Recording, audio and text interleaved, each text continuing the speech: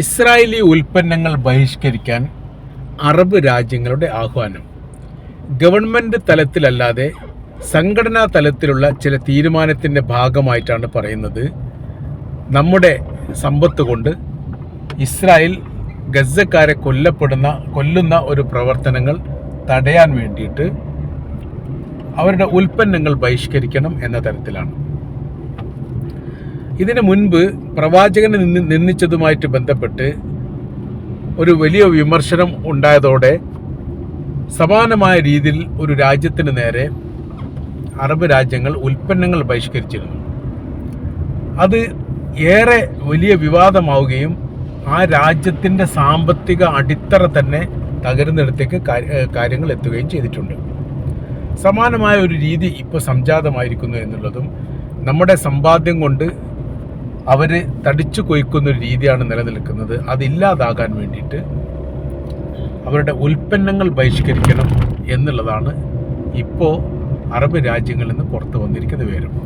ഉൽപ്പന്നങ്ങളുടെ റൂട്ട് കാര്യങ്ങളും അതേപോലെ തന്നെ ഉൽപ്പന്നങ്ങളുടെ ലിസ്റ്റും പ്രസിദ്ധീകരിച്ചിട്ടുണ്ട് എന്നുള്ളതാണ് ഏറ്റവും വലിയ പ്രത്യേകത. അവർ പറയുന്ന കാര്യം ഇങ്ങനെയാണ്: ഒരുപാട് ഉൽപ്പന്നങ്ങൾ ഭക്ഷ്യധാന്യ മേഖലയിലും ഇലക്ട്രിക്കൽ മേഖലയിലും വസ്ത്രമേഖലയിലുമെല്ലാം ഗൾഫ് രാജ്യങ്ങളിൽ എത്തുന്നുണ്ട്. അത് മെയ്ഡ് ഇൻ ഇസ്രായേൽ എന്ന പേരിലോ അങ്ങനെ അത്തരം ഒരു ലേബിൾ അടിച്ചിട്ടോ അല്ല വിതരണം ചെയ്യുന്നത്. പകരം അവർ നിർമ്മിക്കുന്ന വസ്തുക്കൾ മറ്റ് രാജ്യങ്ങളിലേക്ക് കയറ്റുമതി ചെയ്തിട്ടോ അതല്ലെങ്കിൽ അമേരിക്കയുടെ മേഡ് അടിച്ചിട്ടോ ആണ്. അതുകൊണ്ട് ഉൽപ്പന്നങ്ങൾ ആരുടെ രാജ്യത്തു നിന്നാണ് എന്ന് പ്രത്യേകമായ രീതിയിൽ കാണാൻ വേണ്ടി സാധിക്കുകയില്ല.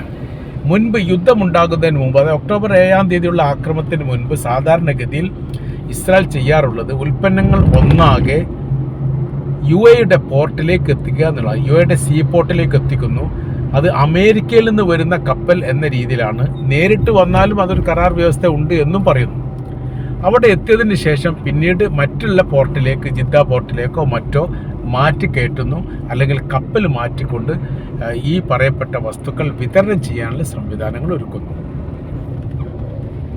ഈ ഒരു സംവിധാനമാണ് യഥാർത്ഥത്തിൽ ഈ മേഖലയിൽ ചെയ്തുകൊണ്ടിരുന്നത്.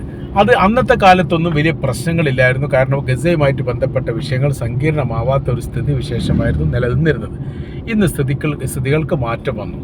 അവരുടെ ഉൽപ്പന്നങ്ങൾ അപ്പാടെ തന്നെ ബഹിഷ്കരിക്കണം. നമ്മുടെ സമ്പത്ത് കൊണ്ടും അവർ ലാഭമുണ്ടാക്കുന്നു എന്ന് മാത്രമല്ല, ഉണ്ടാക്കുന്ന ലാഭം കൊണ്ട് അവർ ആയുധം വാങ്ങിയിട്ട് പാലസ്തീനികളെ വെടിവെച്ച് കൊല്ലുന്ന പ്രവർത്തികൾ ചെയ്യുന്നു. അതിനെ തടയപ്പെടണം എന്നുള്ളതാണ് പറഞ്ഞതിൻ്റെ ഏറ്റവും പ്രധാനമായിരിക്കുന്ന ഉദ്ദേശ കാര്യങ്ങളിൽ ഒന്ന്. മറ്റൊരു ഭാഗം പറയുന്നത്, മുൻപ് എങ്ങനെയായിരുന്നോ ലോക ബാങ്കിൽ നിന്ന് ബഹിഷ്കരണം നടത്തിയത്, സമാനമായിരിക്കുന്ന ബഹിഷ്കരണം വീണ്ടും ഉണ്ടാവണം എന്നുള്ളതാണ്.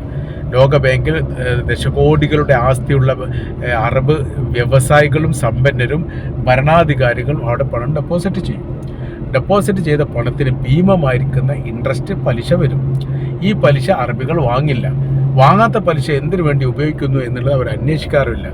ഈ പലിശ ഒന്നടങ്കം സ്വരൂപിച്ചുകൊണ്ട് യഥാർത്ഥത്തിൽ ഈ ഇസ്രായേൽ അവർ ആയുധം വാങ്ങിക്കൂട്ടുന്നു.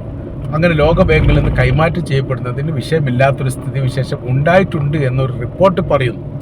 അപ്പോൾ അങ്ങനെയാകുന്ന സമയത്ത് ഇൻട്രസ്റ്റ് ഇല്ലാത്ത രീതിയിലുള്ള ലോക ബാങ്കിലെ നിക്ഷേപം വലിയ നാശങ്ങൾ ഉണ്ടാക്കുന്നു എന്നുള്ളതും, പകരം എന്ത് ചെയ്യണം, മുസ്ലിം രാജ്യങ്ങൾക്കും സഹകരിക്കുന്ന രാജ്യങ്ങളിലും മാത്രമേ അറബികൾ നിക്ഷേപം നടത്താവൂ. ലോക ബാങ്കിലോ അമേരിക്കയുടെയൊക്കെ താല്പര്യമുള്ള ബാങ്കിലോ അമേരിക്കക്ക് ആധിപത്യമുള്ള ബാങ്കിലോ ഇത്തരം പ്രവർത്തികൾ ചെയ്യരുത് എന്നുള്ളതായിരുന്നു അന്നത്തെ നിർദ്ദേശം. ആ നിർദ്ദേശം ഏറെക്കുറെ അറബികൾ പാലിച്ചതോടുകൂടി സാമ്പത്തിക രംഗത്ത് വലിയ രീതിയിലുള്ള ഇടിവ് അമേരിക്കക്ക് പോലും ഉണ്ടായിട്ടുണ്ട് എന്നുള്ളതാണ്. അപ്പോൾ ഈ ഇറാഖ് യുദ്ധം വന്നതോടുകൂടി ഈ കാര്യം ഗൗരവത്തിലെടുത്തുകൊണ്ട് അമേരിക്കയിലെ ചില വ്യവസായികളും സമ്പന്നരും അവരുടെ പണം, അതായത് ഡെപ്പോസിറ്റ് ചെയ്യപ്പെട്ട പണം തിരിച്ചു ചോദിച്ചു. അപ്പോൾ ഭീമമായിരിക്കുന്ന ഒരു സംഖ്യ ഉണ്ടാവും. ആ സംഖ്യ ഉള്ളതിൻ്റെ അടിസ്ഥാനത്തിൽ യഥാർത്ഥത്തിൽ ഈ അമേരിക്ക അടക്കമുള്ള സംവിധാനത്തിൻ്റെ ഇടപെടൽ മൂലമാണെന്നൊക്കെ പറയുന്നുണ്ട്. ഏതാണെങ്കിലും പണം തിരിച്ച് അവർ നൽകിയിട്ടില്ല. അതിന് കുറേ അവധികളും ഒഴിവ് കാര്യങ്ങളും ന്യായങ്ങളും പറഞ്ഞുകൊണ്ട് അവരിരുന്നു എന്നാണ് പറയുന്നത്. അതോടുകൂടി എന്തായി, വിശ്വാസ്യത നഷ്ടപ്പെട്ടു.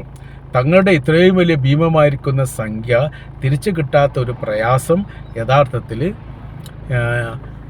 അറബ് രാജ്യങ്ങൾക്കും ഉണ്ടായി. അങ്ങനെയാണ് ഒരു അകൽച്ച, അറബ് രാജ്യങ്ങളും തമ്മിലുള്ള ഒരു അകൽച്ച ഉണ്ടാവാനുള്ള പ്രധാനമായിരിക്കുന്ന കാരണം എന്ന് പറയുന്നത് ഇതാണ്.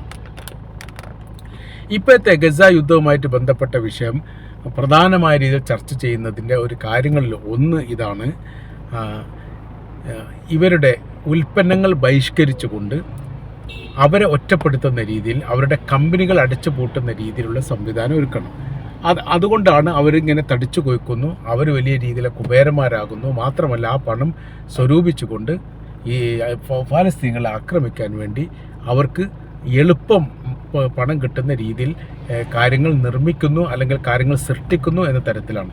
അതോടൊപ്പം തന്നെ ഈ അറബ് രാജ്യങ്ങൾ പറയുന്നത് പരമാവധി ഭക്ഷ്യവസ്തുക്കൾ അടങ്ങുന്ന നിത്യോപയോഗ സാധനങ്ങളെല്ലാം അതാത് രാജ്യത്ത് തന്നെ നിർമ്മിക്കുന്ന പ്രവർത്തനങ്ങൾ വിപുലപ്പെടുത്തണം എന്നുള്ളതാണ്. ഓൾറെഡി പച്ചക്കറിയുമായിട്ട് ബന്ധപ്പെട്ട കാര്യങ്ങൾ, പച്ചക്കറി, പാല് പോലുള്ള ഉൽപ്പന്നങ്ങളെല്ലാം അറബ് രാജ്യങ്ങളിലൊക്കെ നിർമ്മിക്കുന്നുണ്ട്. എന്നാൽ അത്രയും പോരാ, അത് വിപുലമാക്കുകയും വിശാലമാക്കുകയും ചെയ്യണം. അങ്ങനെ ആവുന്ന സമയത്ത് മാത്രമേ ഇത്തരം പ്രതിസന്ധി ഉണ്ടാകുന്ന സമയത്ത് അതിജീവിക്കാൻ വേണ്ടി സാധിക്കൂ എന്നും അവർ പറഞ്ഞു വെക്കുന്നു. ഇപ്പോൾ നിലനിൽക്കുന്ന സാഹചര്യം നോക്കുന്ന സമയത്ത് മുസ്ലിം രാജ്യങ്ങൾക്കൊരു ഏകോപനം ഉണ്ടാക്കാനുള്ള വലിയ ശ്രമങ്ങൾ അവർ നടത്തുന്നുണ്ട്. ആ ശ്രമത്തിൽ വേണ്ടത്ര രീതിയിലുള്ള സഹകരണം ഉണ്ടാകുന്നില്ല. ഈ പത്രസമ്മേളനം നടത്തുന്നു, അതല്ലെങ്കിൽ ഏകോപനത്തോടു കൂടി പ്രസ്താവന ഇറക്കുന്നു, പ്രതിഷേധമുണ്ട് എന്ന് ലോകത്തെ അറിയിക്കുന്നു. അതുകൊണ്ട് പ്രത്യേകിച്ച് ഗുണകാര്യങ്ങളൊന്നും യഥാർത്ഥത്തിൽ പാലസ്തീനില്ല. ഇറാൻ പറഞ്ഞെടുത്താണ് കാര്യം. ഇറാനെ കുറേ രാജ്യങ്ങൾ രാഷ്ട്രമായിട്ട് അംഗീകരിച്ചാലോ, അതോടൊപ്പം തന്നെ ഇറാൻ്റെ കരാർ വ്യവസ്ഥയിൽ മറ്റു ലോക രാജ്യത്തോടൊപ്പം ഒപ്പിട്ടാലോ തീരുന്നതല്ല ഫലസ്തീൻ്റെ പ്രശ്നം. ഫലസ്തീൻ്റെ പ്രശ്നം എന്ന് പറഞ്ഞാൽ സങ്കീർണമായിരിക്കുന്ന വിഷയങ്ങളും രാഷ്ട്രീയപരമായിരിക്കുന്ന പരിഹാരം ഉണ്ടാക്കേണ്ടതുമാണ്.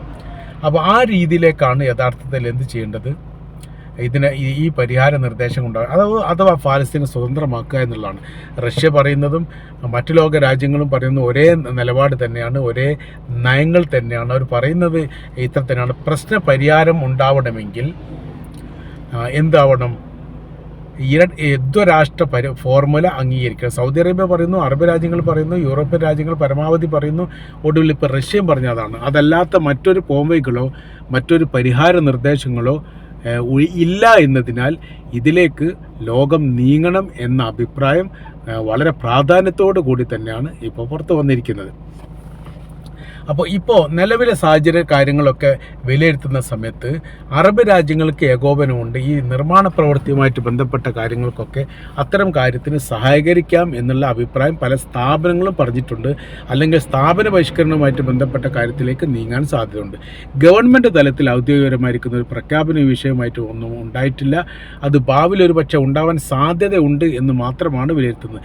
ഏതായിരുന്നാലും നിലവിൽ ഇത്തരം ഒരു പ്രവൃത്തിയെങ്കിലും ചെയ്തിട്ടില്ലെങ്കിൽ പിടിച്ചു നിൽക്കാൻ പറ്റില്ലെന്നും വലിയ രീതിയിലുള്ള തകർച്ച ഇസ്രായേലിനുണ്ടാകുന്നത്, ഫലസ്തീൻ ഉണ്ടാകുന്നത്